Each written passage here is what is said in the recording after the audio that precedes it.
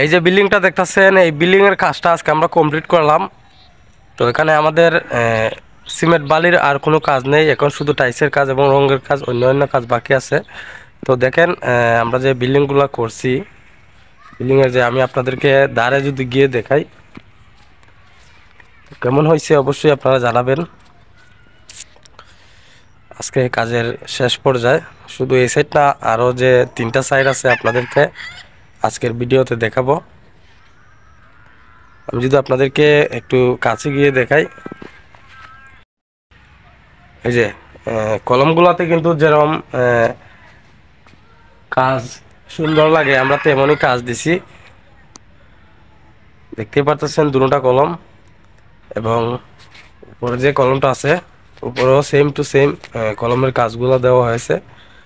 এবং সামনের পাশে দেখেন বেলকনি, কিন্তু সেম টু সেম কলমের কাজ দেওয়া আছে এবং অন্যান্য সাইটে ভিন্ন করে দেওয়া হয়েছে কাজ। আপনাদেরকে যদি দেখাই,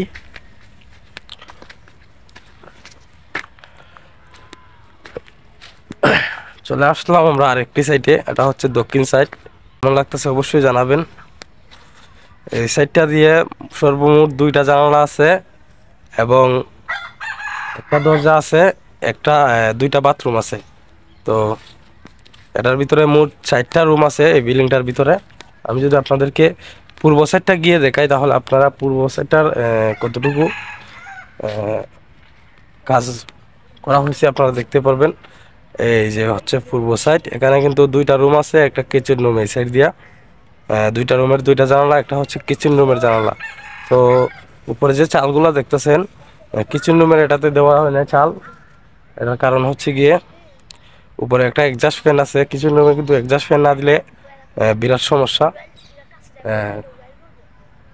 যারা কিচেন রুমে সব সময় রান্না বান্না করেন তারাই বুঝতে পারবেন যে কতটুকু সমস্যা কিচেন রুমে এক্সস্ট ফ্যান না দিলে।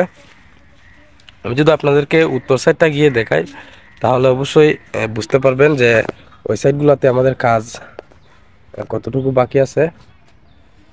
তাই আমি আপনাদের আস্তে আস্তে আপনাদেরকে দেখানোর জন্য আমি যাইব উত্তর সাইডে। এই হলো আমি উত্তর সাইড দিয়ে চলে আসলাম। উত্তর সাইড দিয়ে হচ্ছে গিয়া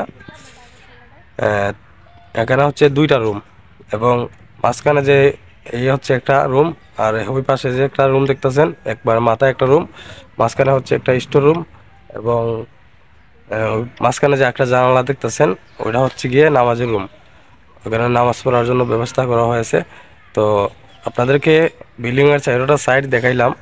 তো আমাদের কাজের কোয়ালিটিগুলো কেমন হয়েছে অবশ্যই জানাবেন এবং যদি ভালো লাগে থাকে তাহলে অবশ্যই ভিডিওটা বেশি বেশি করে শেয়ার করে দিবেন।